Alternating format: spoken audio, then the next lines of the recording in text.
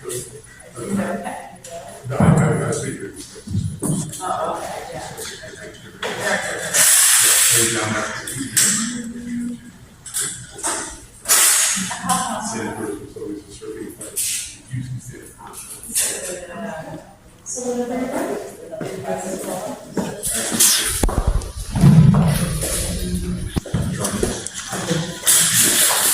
Hi, I'm Paige, and my art name is MakeupthePaige.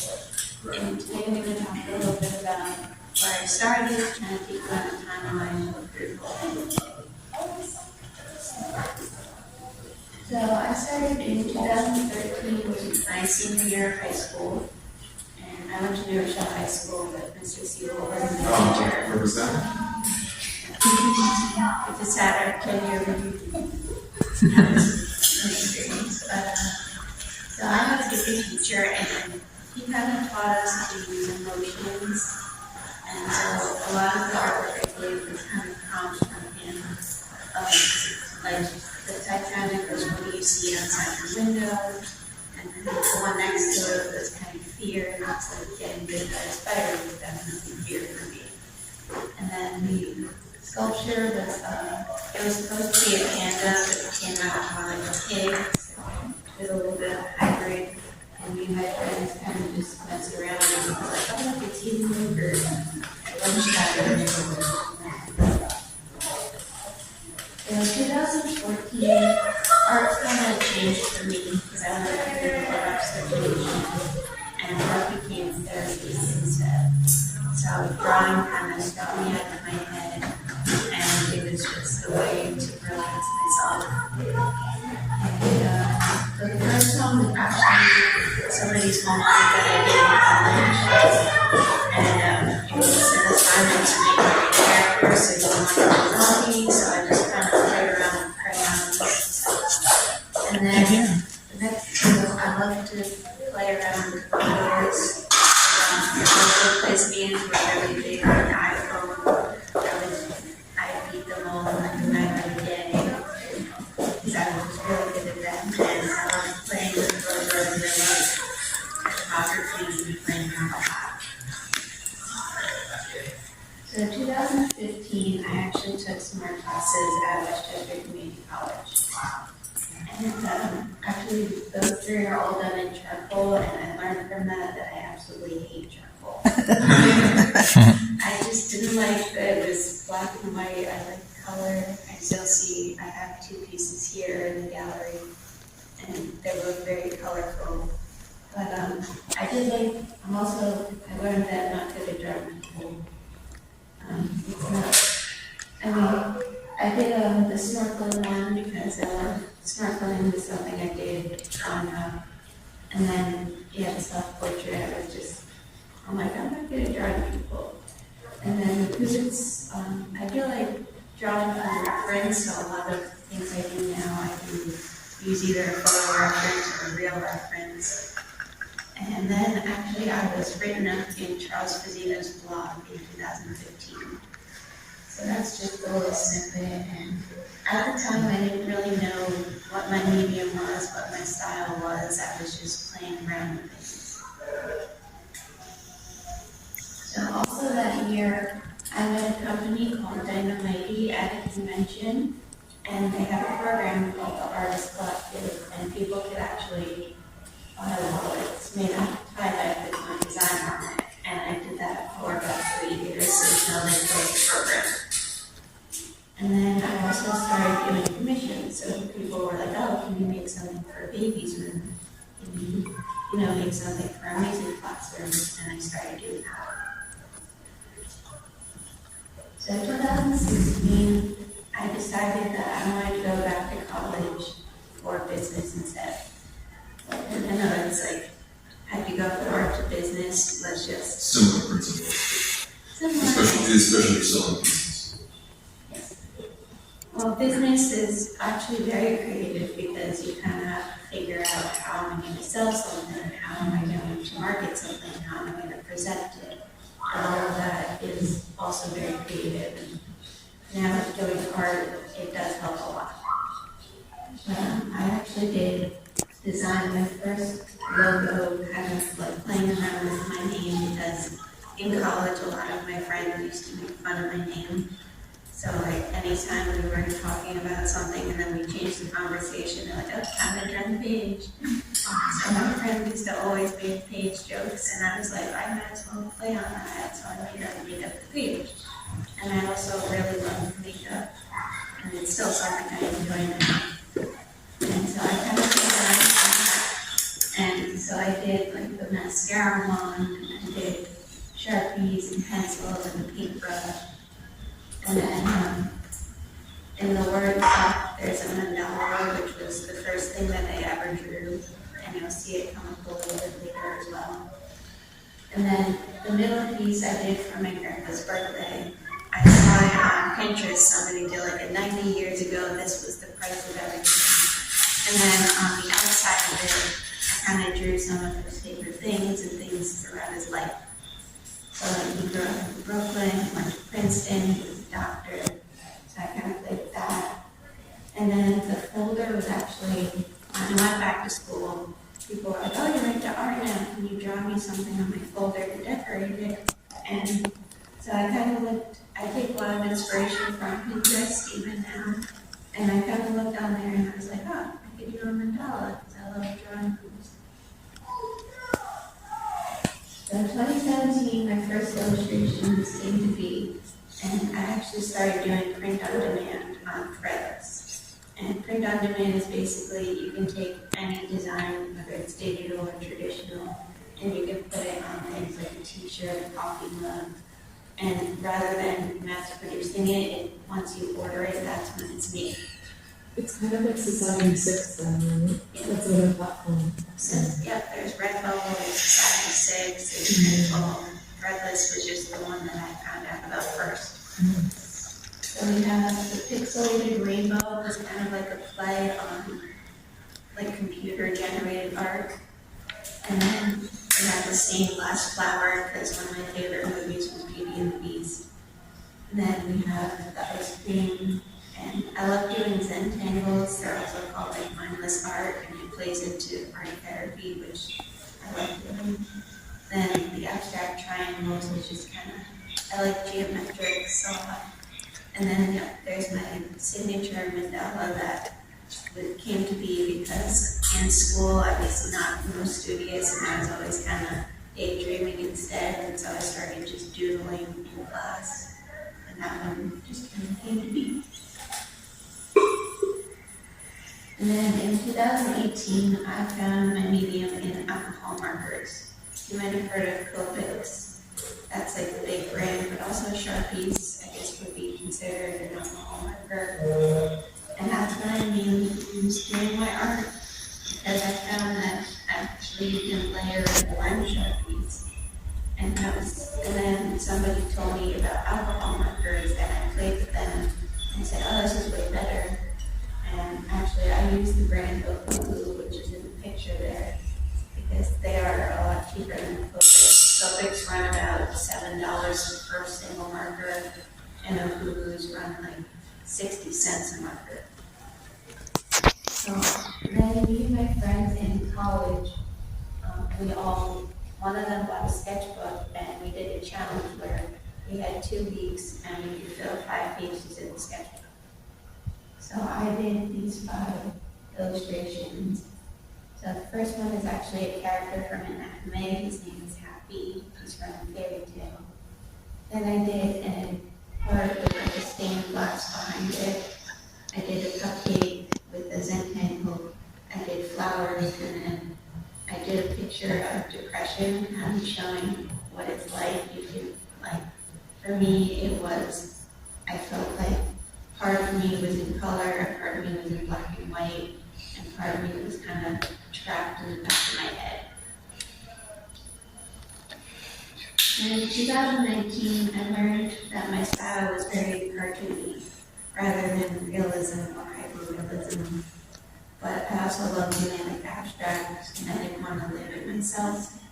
But my friends and I loved nostalgic cartoons, and we actually just went to New York Comic Con, and that was our feature. So I did Invader Zim, my friends did Danny Phantom, we did I Had Something on the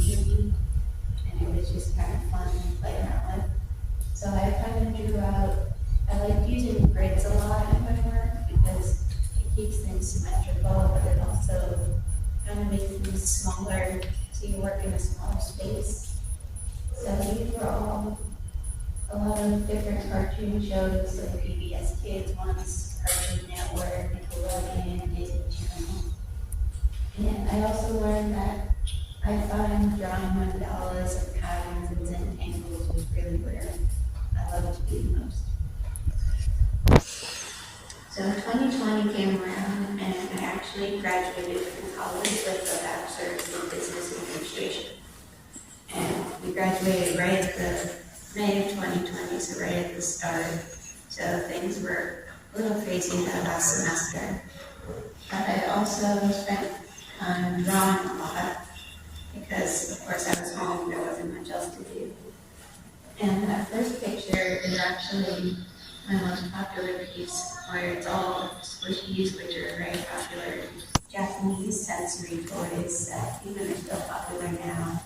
If you go on YouTube, there's actually 2 YouTubers who do series where they take people's squishies and they turn, and they have millions of followers. They turn them into different products like plushies and teddy bears. And so I kind of got inspired by that to do that piece. And then the middle one was the first time that I actually used acrylic paint markers. So acrylic paint markers, you've probably seen like Costco's are really big though. And a lot of people mostly know them for rock painting, but you can use them on pretty much any surface. Actually, a YouTuber that I watched kind of coined the term drifting, which is drawing and painting, because as a marker, some people say you're on the drawing, and some people say, oh, it's a paint marker, painting. So it's kind of like a fun medium for both. And then my third picture is on TikTok. There was this trend going around of painting a deck of playing cards. And some people, took like an old deck and actually painted on the card. What I did was I traced the deck of playing cards and I put it on Bristol paper and I would just draw and paint on there. So 2021, I started to rethink the whole starving artist myth. So a lot of people say like, oh, you're an artist, you can't make money off of it. And I got an internship with an arts foundation, Operation Arts.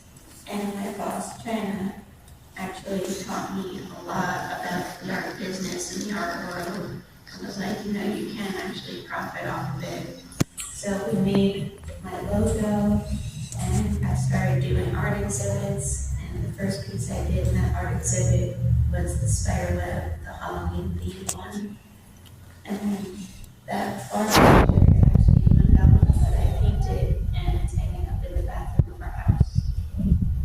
And then actually that same year, in 2020, coloring books were really big. And my mom was like, you should do a coloring book. It would be, a good way to get your art out there. So in 2021, I published my first coloring book. And it's out on Amazon's website. So 2022, I really expanded my art again so I started doing art festivals and craft shows and different things, and I did 5 of them last year. And I got a banner made, and then my squishy piece kind of really took off and became very popular, so I started making prints of it. I put it on a sweatshirt, I put it on t-shirts, and I have it going from kid sizes all the way to plus sizes.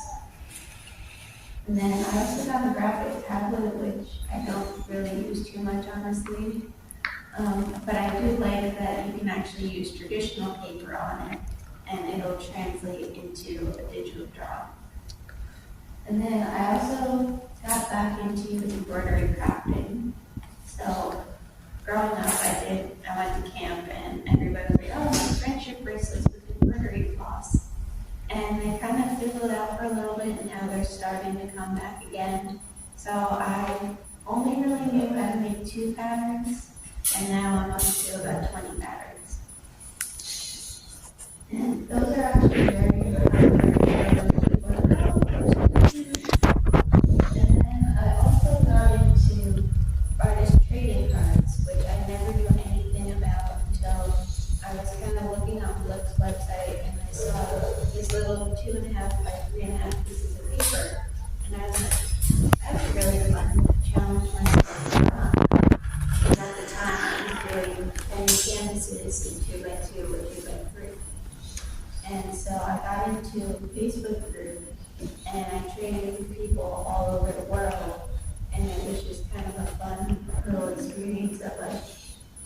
holding yourself to draw small, but also seeing what people dislike, and it did help my business in a way because I learned which patterns are more popular, which people like more. And then I also saw an artist do a deck of playing cards with all of his illustrations on them, and kind of like the TikTok challenge. I said to myself, okay, I'm going to challenge myself to make 54 designs on the deck of playing cards. And the deck is completely finished. I never printed it just because of printing costs and the funding wasn't so easy to get. So this year, we've done more shows for our real-time business, and I did a mentorship program. So I applied for sole proprietorship for my business actually in September, so last month, and I was approved and everything's good to go with that. And then I did the Arts Council of Rockland had a mentorship program, and Charlotte was actually the coordinator of the program, so we were working very closely together for a 6-month program. And we actually created the piece. It's actually hanging on the wall back there. I renamed it. It's an art therapy form called neurographic art. And basically, you kind of scribble on the paper. You can do shapes. You can do pretty much anything. And then what you do is anywhere there's an intersection, you ground the pointers to make it like neurons in the brain. And it's used a lot in art therapy because a lot of people are very in their heads and it kind of releases them out of their heads. So Charlotte actually, at the time I was working on the second coloring book, and Charlotte saw the page in the coloring book and she goes, I want you to do that one in the series and do it largely. So we worked on that one together, and of course, unfortunately, Charlotte passed before the series was completed, but the first one was completed. And since then, I have completed the second one, and the third one is almost completed. And so then I also published my second coloring book in July of this year. And that was kind of my mentorship project, was working on it and showing the process of taking all the pages, scanning them all in, and then putting them together as the book. And I also created my original character. Her name is Artista, and she's a robot with a coffee pot, well, a coffee pot for a head, because I love coffee. And she has a little eagle eye, and she's holding an alcohol marker. And I just felt like I wanted to do something a little different for myself. So I kind of used like a chrome marker and just different colors that you normally wouldn't think to put together. And so then this year, I'm actually working on a small business planner because now that I am a small business, I have to keep track of, what I'm buying, what I'm spending the money on, what shows I'm doing. And I just couldn't find a planner out there that had everything I needed. So I kind of texted my mentor from the Rockland group, and I also texted with my boss, China, and I was like, I have a crazy idea. What if I made a planner? And they both kind of encouraged me to go ahead and do it. So I'm also looking to do something on my Motivation Monday series. On my Instagram every Monday I post a different quote. Sometimes it's song lyrics, sometimes it's a quote from a person. And I'm trying to figure out what I want to do with it next. Do I want to do a coloring book with all the pages? Do I want to do bookmarks? Do I want to do a card series? So I'm trying to figure out what I want to do with that. And then next up, I think I'm going to invest in the Cricut machine because it opens up more opportunity for products. And then I do give out stickers at my shows a lot of times, a little freebie. So I'm like, well, now I can just make those myself instead of buying them. And What products do you currently sell? I sell original works, I sell prints, I sell handmade magnets that I mostly either use acrylic paint marker or I paint them myself or alcohol marker. So there's magnets, there's stickers, there's mini canvases, there's the embroidery crafts, and I do yes posters as well. So what artists taught me is to be your authentic self. In art, a lot of people are very eccentric, which I also said I'd be eccentric. You know? And I found to wear like a crazy outfit. I'm like, I'm an artist, I can get away with it.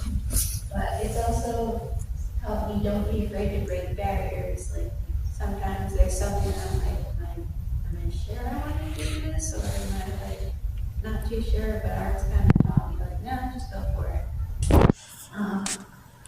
You can express yourself in different ways.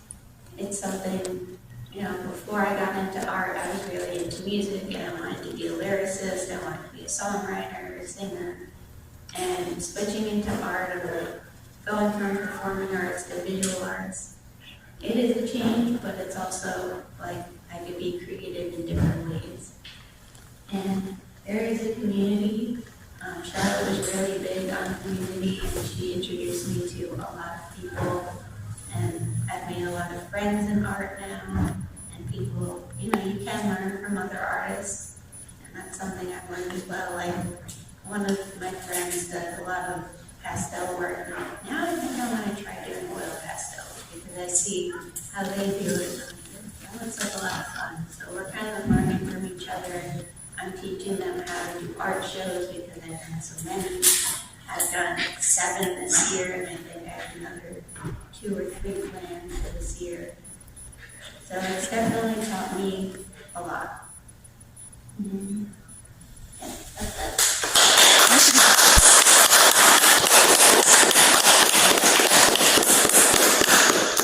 Thank you so much, Paige. I feel like we just learned your entire